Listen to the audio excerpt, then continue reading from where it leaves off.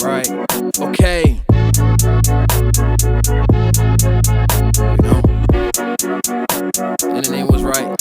URG Studios. You got it right that time. You know what I'm saying?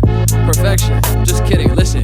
Mic check. Look. Nah. For real. Hopping on the plane and we heading out to Houston. It's 3 in the morning. We're running on Cupid. No one on the plane better do nothing stupid.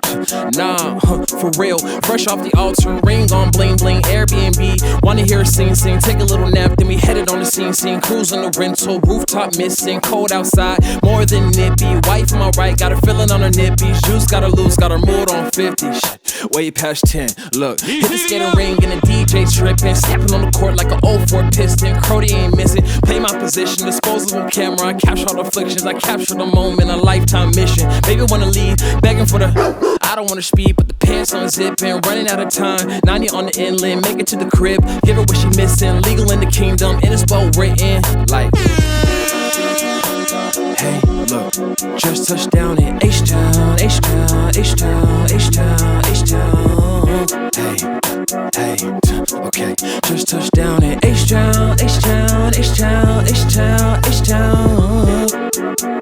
Right, okay.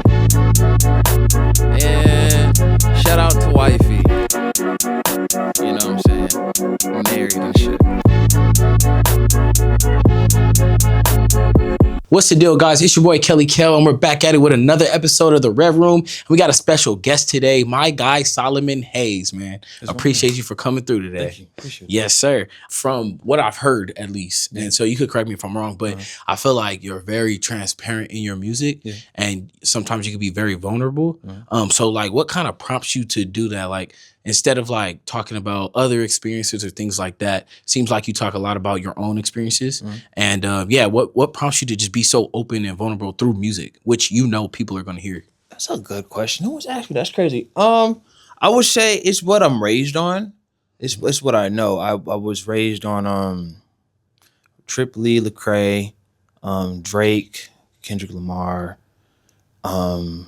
J. Cole. And just individuals who talk about their lives, you know what I'm saying, and be vulnerable with it. And also, I think there's a level of servanthood that comes with music, where your experience serves the people around you. So, for example, me making a project about my wife, Honeymoon N Houston, it's like I've had people come up to me and say like, "No, I appreciate you making music for like couples." Yeah. There's a lot of music out there where it's not couple friendly or even like marriage friendly. We're embracing the idea of matrimony. So it's helping. And it's also a level of therapy.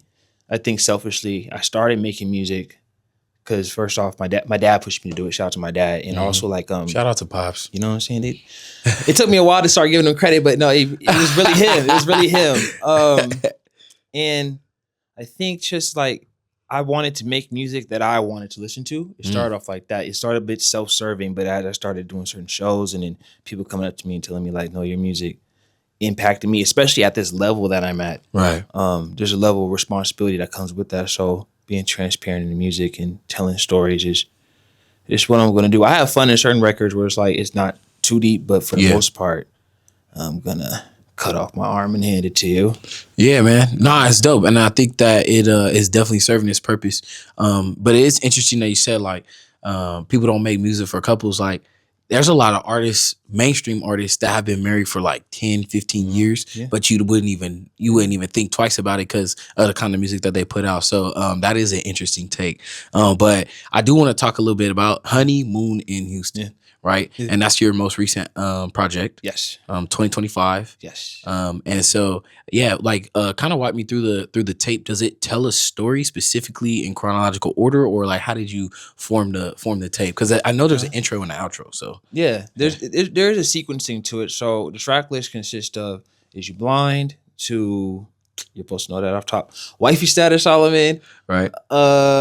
Touchdown at H-Town, Bear Creek Rolling Rink, Something Different, Right. Locked Up, and Ballin'. So the storyline is pretty much the whole thing. So in the beginning, you have Is You Blind, which is while me and my wife were engaged, she was going through some difficult times, and it had to do with the way people were treating her.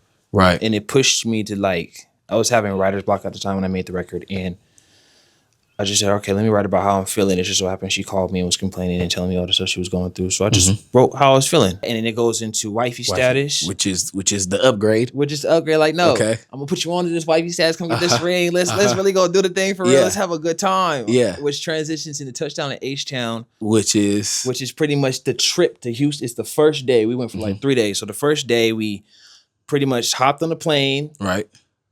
Made it to the Airbnb, took a little nap. Like in that song, it writes everything down. Exactly. So yeah, so he literally is taking us step by step. The process of wifing somebody and upgrading. The process of going to the honeymoon. Yeah. Okay. It's like first day out, but not jail. You know what I'm saying? Exactly. You know what I'm saying? It's the first day in. It's the first day in. No, they're gonna do that shit. So that's first day locked in. First day locked in. And then Bear Creek Rolling Rink is like she took me skating out there. I had a great time. So I made a song that pretty much like encompass the sound that I heard when I was out there. I've always wanted to make a song where you can at least skate to, and it was just real like Southern and hardcore. Right. Then you go into something different with the homegirl Monty Palmer. She killed that. She came to my house a few days before the honeymoon, before any of that happened, and she just wrote the most beautiful, just like encouraging, loving song where I was like, this is beautiful. I had that beat. There's 7 songs in there. I produced 6 of them.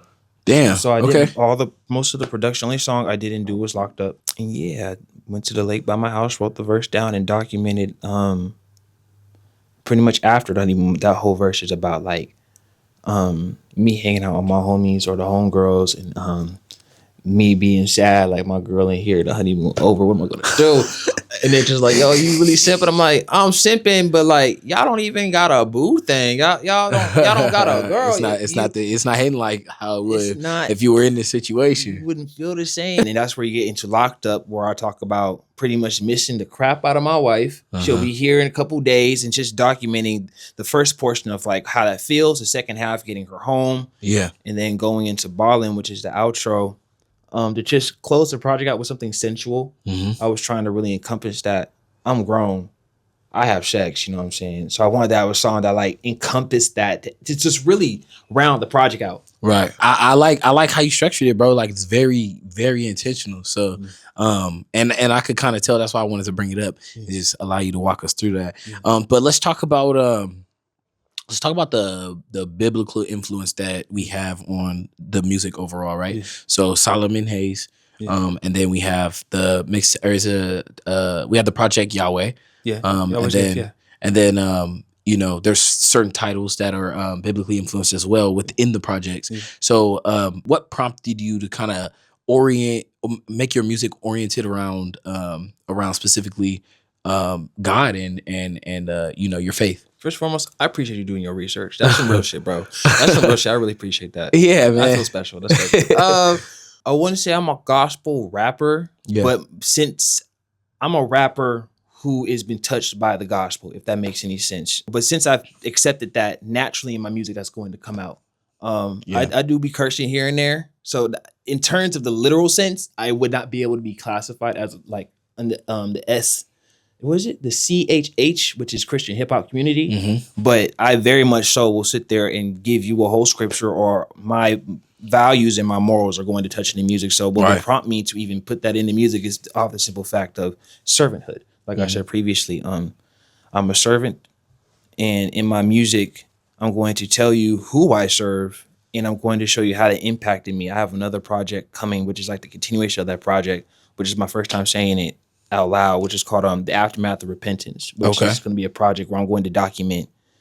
Yahweh's Gift was like me coming to faith and what that looked like, and those songs sequencing. And that was my first project I composed, like mixed, mastered, made the beats all together. And then this second project will be me documenting what that's like since being saved, the ups, the downs, the cool superpowers that come with it, if you will, and the stuff that's like, damn. The stuff that the term ignorance is bliss.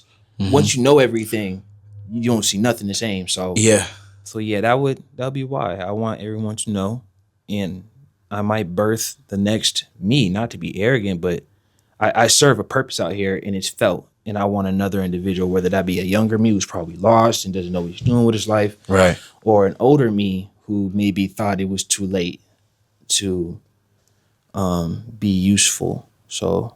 yeah, that's my TED Talk for that. I know you have a friend and you are a part of a foundation. So kind of like explain that to me because I really don't.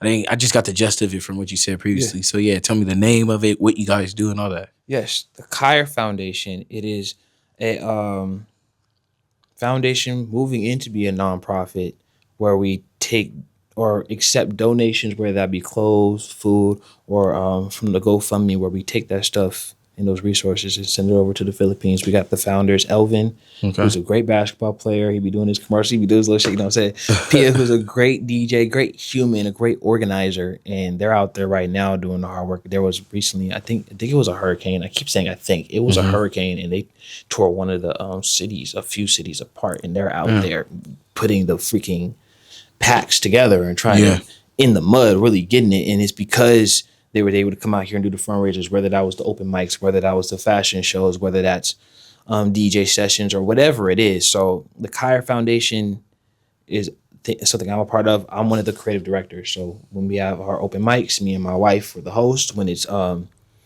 fashion shows out in Los Angeles, we're hosting those. We're pretty much like the front-facing people in terms of like organizing those kind of things. So, and even that came from like being outside. I only met Pia through after I got saved. I prayed a prayer that helped me perform. I had terrible stage fright. It was whack. Right. Went to one of her open mics before the Kyerr Foundation was a thing, and I was showing up every 2 weeks. I would drive from Orange County all the way to Los Angeles. I would move my schedule so I can be at those open mics to the point where she trusted me with hosting one. So I started hosting one, and then we became closer friends. She went out, left the state, came back with the Kyerr Foundation, and yeah, go outside, make friends, network, all that cool stuff. Yeah, man, that's dope. That's dope. Okay, and so is there anything that you want to tell to your folks that might be tapping in right now? Whether it's how to move in this industry, how to be yourself, whatever nuggets you got. I'm gonna look at that camera. Yeah, go ahead. Check. Listen, Mama, I love you. Wife, you're great. Dad, you were right. And think past this world. I don't know if people can see this world is falling apart. It always has been. It's going to continue, and there's beautiful things about it. There's flowers outside when it rains. It looks gorgeous. And the sun is great. It's temporary. This life is a vapor. Think past this life, and just be useful. Make a point to be useful. I pray every day to be useful. Once you start deciding that you're going to be useful to the people around you, to the strangers, to that man on the corner who's laying there with no jacket and you got this nice jacket on, you got 30 more at home, hand them a jacket. If you got resources, hand it to people who don't need it. Hand it to people who do need it. If you got a job and someone else does not have a job, hand them a couple bucks, bro. You're going to get it back. You're going to get it back. Be useful. Be useful. That's all I would say. Just be useful to the people around you. There's a fine line between self-love and selfishness. That's all I would have to say. And what's the last one? Shout out to who wants to shout out? Shout out to my homegirl Leela. She might see this shit. She's super cool. So yeah. Shout out to Leela. Yeah. That's good, man. That was some good daily reminders right there. We need those. We need those. Because we get caught up in the daily life and we do get selfish without really even understanding. We're so worried about what we got. Yeah. So yeah, man. But I appreciate you, man. Thank you for your time. Yeah. And yeah, man. We're gonna see you. We're gonna see you soon for another project release or whatever. I'm gonna be back around. Y'all are really nice. I like everybody. That's what's up, man. That's what's up. We try to keep it lighthearted around here, but all right, everybody. And that's all we got for today, man. My guy, Solomon Hayes. Again, it's the Red Room series, and we'll see you on the next one. Peace.